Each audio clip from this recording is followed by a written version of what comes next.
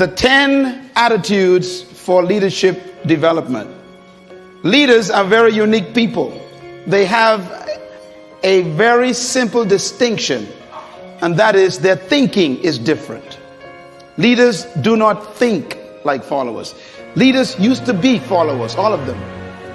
If you want to be an impactful personality, you have to develop certain types of thinking and perceptions that change the way you see yourself and see the world. I call this the spirit of leadership.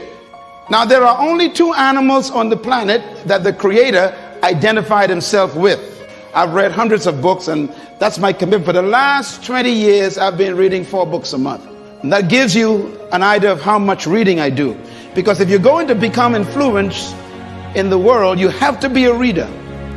And when I read the Bible, I was shocked to find that there are 2 animals that the Creator identified himself with. The first one is the eagle, and the second animal is the lion. And when I identified those 2 animals as his favorite to identify himself with, I recognized I better study these 2 animals, because if he is the leader of the universe and I want to be a leader on earth, I better find out the nature of these animals and also the attitude of these animals. And I discovered that both of them are the kings of their domain. The eagle is the king of the bird kingdom, and the lion is the king of the animal kingdom. Well, I want to talk about the lion today, even though I can do a session on the eagle, which is very important. But let's talk a little bit about the lion. The lion has what I call the spirit of leadership. And this word spirit here is referring to attitude. A leader has an attitude that makes him or her different from followers. And the lion exhibits that attitude. We have to cultivate the same attitudes that the lion has, because the lion apparently has been given the same attitudes that God himself identifies with, and he put it in these creatures. And apparently you and I are supposed to be the king of the animal kingdom, the rulers of all animals. So obviously we have somewhere trapped on the inside these same potential attitudes. Now, the lion is the king of the jungle, but the lion to me is a great source of encouragement to all of us. Number 1, the lion is not the tallest animal in the jungle. Number 2, the lion is not the largest animal in the jungle. Number 3, the lion is not the heaviest animal in the jungle. Number 4, the lion is not the smartest animal or the most intelligent animal in the jungle. And yet, the lion is the king. You don't need to be intelligent. You don't need to be smart. You don't need to have a certain height. You don't need to have a certain weight. You don't need to have any kind of advantage. And yet you can be the leader. Now, what's the main thing that shocks me with the lion is that the lion is not larger than the giraffe, bigger than the elephant, or heavier than the hippo. He's not as smart as the hyena or the snake. And yet, when he shows up, they all run away. The lion, therefore, cancels all of your excuses for not becoming a leader. What makes the lion so unique? An army of sheep led by a lion will always defeat an army of lions led by a sheep, because leadership can transform cowards into violent warriors. Why would a lion become the king of the jungle when he has all of those limitations? He's not the tallest, not the strongest, not the smartest, not the heaviest, not the most intelligent, but yet he runs things. The lion is the king of the jungle because of one word: attitude. The lion has a different attitude that makes every animal afraid of him. Now, we don't want to lead by fear, but it does take respect for you to become a leader. When I use the word fear in the jungle, we're talking about respect. The elephant respects the lion. The hyenas respect the lion. The giraffes, they respect the lion. What makes these massive animals respect such a small cat? The attitude is the difference. For example, a lion will see an elephant And the thing that comes to his mind, one word, lunch. Now the elephant is 10 times the size of the lion, probably 50 times heavier, and has more power. One stomp of his feet could destroy the lion. But when the lion sees the elephant, he doesn't look at size and weight and strength and power. He looks at lunch. I could eat this thing. And he acts the way he thinks. You see, the size is not the problem. The weight of the elephant is not his concern. What makes him act is the way he thinks. And because he thinks he can eat the elephant, he attacks him. Leadership attitude. Now here's another amazing mystery. The elephant is larger, bigger, stronger, more powerful, heavier, and more intelligent. And yet when the elephant sees the lion, one word comes to mind: eater.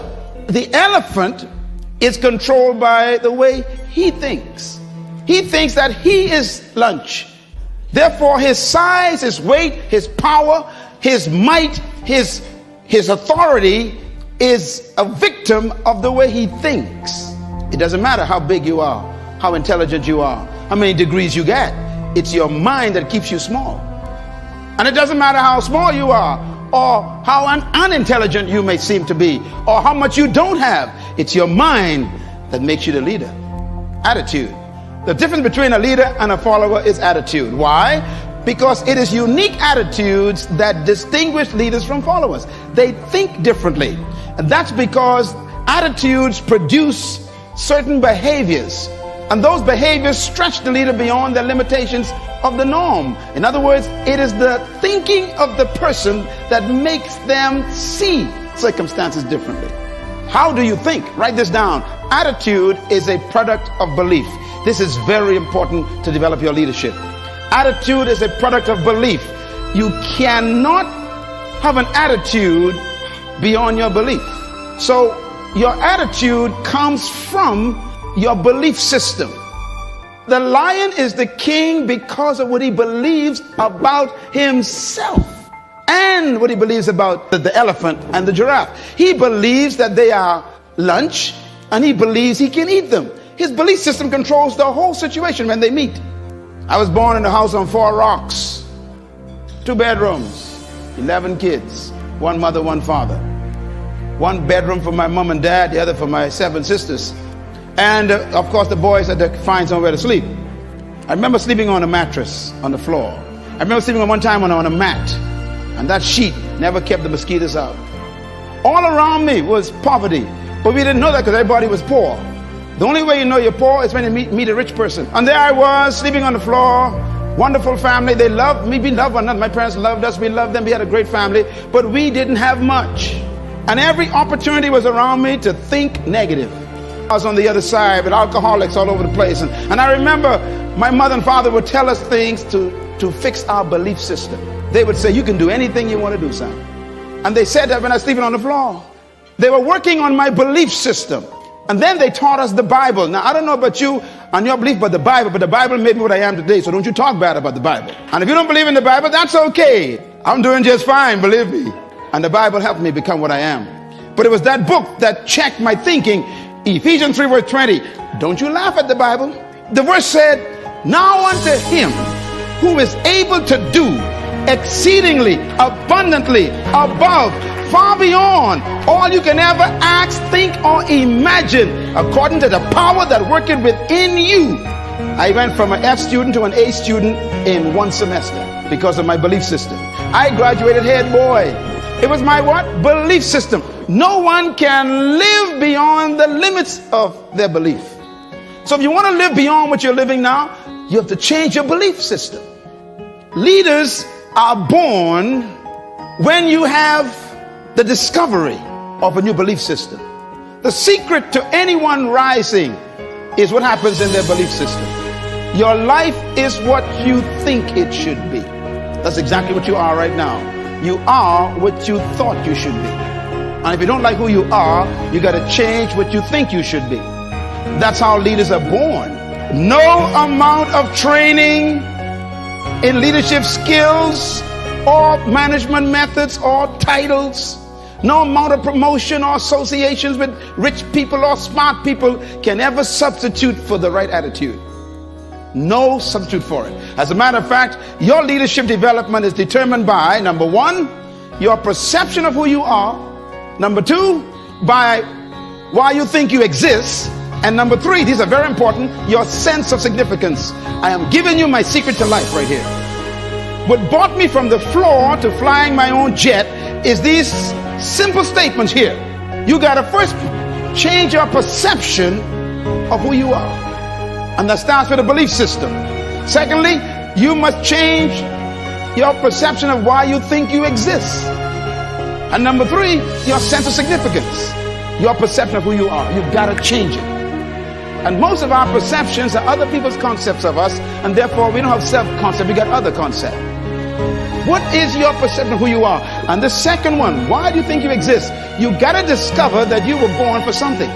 Some reason, there's some purpose for your life. If you don't discover that, you'll always have a job, and we'll bury you in an average grave with an average tombstone. Discover that you are important to the human race, you are important to the world, you are important to your universe. When I had to grapple with that question, it was tough, because I've been taught by society, like you have, that you are just a social security number or some NIB number, or you're some just kind of a worker in the system. But that's not true. You were born to do something very significant in the world, and you have to get to the point where you believe that. Cultivating these attitudes are the key to becoming a leader. Now, when attitudes of leadership is married to the ability of leadership, then you become a leader. You can have potential, but if you don't have the belief, your potential becomes a victim of your present belief. Remember the elephant? The elephant has great power, but what makes him afraid of the lion is his belief system. So your mentality has to be equal to your ability for you to manifest leadership. You do have the ability, you were born with it to be a leader, but your mentality hasn't matched it yet. And that's why all of your capacity to lead is buried under your lack of belief that you can. Belief is so powerful, it can make an elephant act like a sheep in the presence of a lion. You know, normally people who are insecure, whenever they meet somebody who is confident, they always call the confident arrogant. When you discover who you are, you can't help but be confident. I don't pretend, I don't try to have confidence. If you try, that means you ain't got it. You're faking it. Confidence is a product of belief. What you believe about yourself determines the way you think about yourself, and the way you think about yourself is the way you behave. And you behave bold and confident and fearless because there's some things you discovered about you and about life that makes life change a perception. You can never fully carry out the mandate of leadership if you don't have the mentality of leadership. And that's what this session is about. It's about mentality. As a matter of fact, integrating attitude and attributes and aptitude and altitude produces leadership. That's a lot of apps there, because each one of them is a different experience for leaders. First of all, your attitude got to be right. Then you must marry that to attributes. That means gifts you were born with. Then you got to marry that to aptitude. That means now you got to educate and train those gifts. That's why you read and study and go to school, for your aptitude to be increased. And then your altitude means you got to change the level of associations you are in. You know, it's amazing. When you change your aptitude, you normally want to change your altitude. Leaders choose their friends based on their destination. And one of the keys to developing leadership is you have to appreciate the fact that no one is responsible for your life except you. I had to take charge of my life as a teenager. And at age 13, I discovered who I was. I became a problem to the whole family. My mom used to say to me, she'd say, you are a different boy. You are a different child. But something happened to me at age 13. I discovered myself. Different was simply meaning you don't think like the rest of the kids. That's all it means. And remember, thinking is belief system being exposed. And therefore I married my attitude and my attributes, and my aptitude changed, and I began to study for a different reason. And suddenly my altitude changed. I started attracting different types of friends. By the way, an eagle, you see, the other animal that God identified himself with. I studied eagles intensely. I got a whole series on eagles because you must study to understand life. And I discovered but eagles. They said eagles can fly up to 3 to 4 miles in the sky. That's almost high as some jet planes. And do you know that when an eagle is flying at top flight, they said that if an eagle meets another bird in top flight, it has to be another eagle, because they're the only birds that can fly at that altitude. So here's a thought to take back to work with you. If you keep running into pigeons and ducks and tobacco doves, you are flying too low. Do you know what a pigeon is? Eagles never flock. You only find them one at a time. So if you keep attracting a gang of people around you at work, everybody want to bring gossip to you, cackling, duck, you are in bad company. That's why I really want you to give yourself a big hand today, because to come here, you must be an eagle. You left the pigeons back at the office. Well, why are you going down there? Who do you think they are? They can't teach you nothing. Hey, that's a chicken talking. And they only fly when they're frightened. If you're going to be a leader, you got to be careful who you fly with. People who criticize got time for it. And that's why I ignore them. I ignore my critics because they got time for it. I'm too busy. I'm too busy succeeding. I'm giving them something to criticize. The greatest revenge in life, they say, is success. It's not ability, it's mentality that makes a leader. And that hippopotamus has power. They got ability, strength, size. They got might. They got ability. What they lack is mentality. The lion got a different mentality, so he eats them for lunch. What you think is more important than what you do. And so if you want to change, you got to work on this attitude bit. There's my conference people again. Here's my philosophy. My philosophy is this: trapped in every follower is a hidden leader. Trapped in every follower is a hidden leader. Therefore, the goal of true leadership is to release the hidden leader in the followers. If you are a true leader in your department or in your company supervisory position, you are a true leader as a pastor or maybe as a manager in some company, your greatest example of leadership is production of leaders. True leaders do not maintain followers. They produce leaders. True leadership focuses on producing leaders, not followers.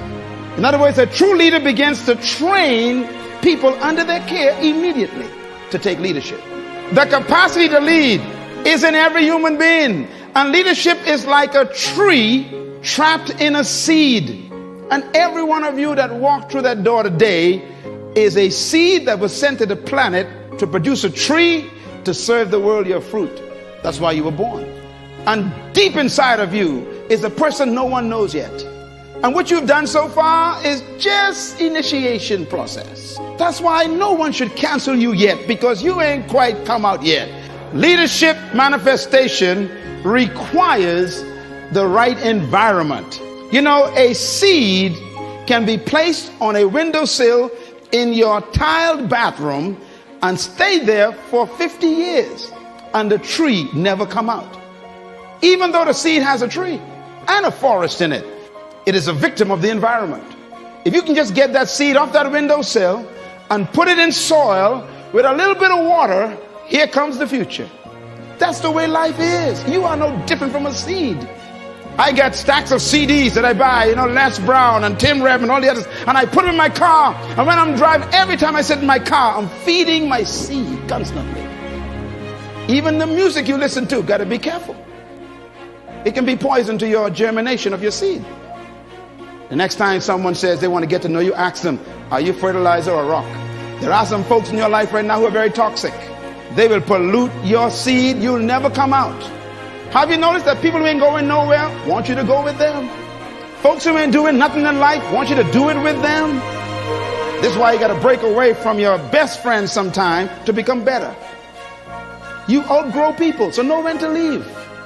If they keep asking you questions, it's time to go. Be with people who you can ask questions. That's how you grow. True attitude is manifested in attitude. And what I mean by that is when you discover leadership, it comes out in your attitude. An attitude must be a product of your belief system. Everybody in here have attitude. Everybody. What's about the leadership attitude? There are two types of concepts. The first one is the leadership spirit and the spirit of leadership. Two different concepts. The leadership spirit is what you were born with. Your ability, you never receive it, you came with it. But your ability that you were born with is trapped by the mentality that they gave you from your culture. This is why to be great, you got to divorce yourself from your traditions and your culture. Because convention makes no room for creativity. It doesn't allow you to believe beyond the norm. Matter of fact, they want you to fit in, not stand out. So society is all worked out, it's all designed for you to behave yourself. You're trained to limit yourself. Isn't it amazing that you buy a car that can travel 150 miles per hour, 180 miles per hour, and then the same country that sells the car to you puts up a sign, 50. No, you never thought about that. That's the problem. Yeah, see, Ford Motor Company makes the car to make 180, and then they make sure you only can travel 50. Society is designed to make sure you never become a leader. And that's why for you to become a leader in your workplace, you're going to have to break away from the traditions. Now, I want to warn you, when you decide to break the speed limit, all your enemies will wake up in the office. Every critic that you thought was your friend will suddenly come alive, because people don't want you to leave them in their nothingness. You can't lead from behind. That's why sheep are not leaders. They follow the sheep hips in front of them. But when you're out front, ain't no hip to follow. You got to design your course. And that takes boldness and risk. It takes all kinds of challenging commitment to decide where you want to go in life out front. Having the leadership spirit means that you are naturally created to lead. But the mentality is what wakes it up. Some of you in this room look just like that. You are powerful, but they got you in the bush. The social environment is just making you afraid to come out and take what's yours in life. You are the way you see yourself. Do you think you're a grasshopper? The elephant actually thinks it's a meal for a cat. The mindset of a leader is what changes his attitude toward life and himself. The spirit of leadership refers to attitudes, mentality, and mindset. And that's been the key to all great leaders. And sometimes that spirit comes forth under pressure. Many leaders in history are products of circumstances that force them to think differently. That's what makes them emerge as leaders. The spirit of leadership is a mindset. It dictates your motivation. It is revealed in your response to your environment. The spirit of leadership is a perception of yourself and the world. How do you see the world? The spirit of leadership is your convictions that regulate your thoughts about yourself and people. The spirit of leadership is your personal, private philosophy of life. How you think about life and yourself. The spirit of leadership is your thoughts about oneself and one's environment. It is your belief system which controls your behavior. The spirit of leadership is the source of your action, which determines the response and how you interpret the world. This is very important. I see the world differently from most people because of my belief system, which becomes my attitude creator. So I don't panic over nothing. I don't panic. Panic is a product of a certain belief system, and therefore it is your mental conditioning. Success keeps the right company all the time. You have to nurture yourself so that you can produce the right attitudes. And nurture means to feed yourself the right information. We are what we think, and we become what we continue to think. You tell your kids, go read the book, go read your homework, and then you watch TV. They're confused. Your kids will value what you value. If you value TV, they're going to hate books.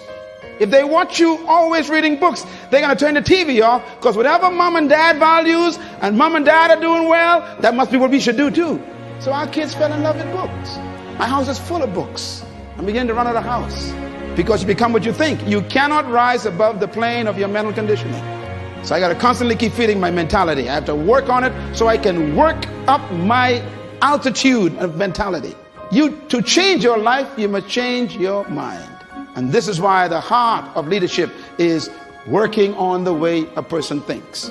Here's the most important thing to write down. 7 principles of true leadership. Number one, true leadership is inherent in the human spirit. You have to believe that first. Every human being possesses the capacity to be a leader. Whether they die as a follower is a choice. Number two, true leadership cannot be taught. It must be discovered. Number three, true leadership is self-discovery. And number four, true leadership is serving your gift to the world. Everyone in this room was born with a specific gift. Some of you got 2 of them. Don't try and develop all of your gifts. Focus on one. Make it your primary gift. And then refine it. And then serve it to the world. It is your gift that makes you valuable, and serving it is your responsibility. And the better you serve your gift, the greater leadership you achieve. So whoever can serve that gift more effectively, they become the greatest in the group. No one came to earth without a gift. The problem is we try to take other people's gifts and make them ours. If you become an imitation, you're going to be broke. You need to find your gift, your strength, your unique power. And you need to take that and say, I'm going to become this. And then serve it to the world. And that's your leadership born that day. We've all been taught to be employed, not deployed. And so they always tell you, go to school, get an education so you can get a job. They never say stay in school so you can own a business. They don't even think that way. It doesn't even cross. Your parents don't even think that way. And so you follow the convention of the community. And I'll never forget the meeting when I went to Malaysia to speak. I was speaking at the largest Sony plant. I had 2 days with them. The first day I spoke to all the managers, all the CEOs. I was the speaker to train them. There was Chinese and Japanese and Singaporeans. All these folks were there in Malaysia working for Sony. And I had to do training there for management development and leadership training for the whole day. The third day, the president of that particular firm called me up and he says, our CEOs and our executives are so impressed by you, we want to take you for lunch. We want to talk to you some more. And they were picking my brain, man. They were taking notes, asking me questions, keep writing stuff. And all of a sudden it hit me, wait a minute. All these guys are millionaires, man. Every Chinaman I know owns a business. And here I am in the heart of Asia, where they come from. And I said, sir, pardon me, I have a question that I need you to answer. And they looked at me. I said, tell me, how come everywhere you go, no matter where it is, you go to the lowest ghetto in the heart of the township and you end up owning a business? Can you tell me what is your secret? And they looked at each other and they laughed. And then the president said to me, he said, well, we've been noticing that ourselves. We have concluded based on our assessment that whenever you go into a community, the first thing you look for is a job. He says, when we come into any community, the first thing we look for is a business. He said, it's attitude. They don't even look for a job. They don't even think about employment.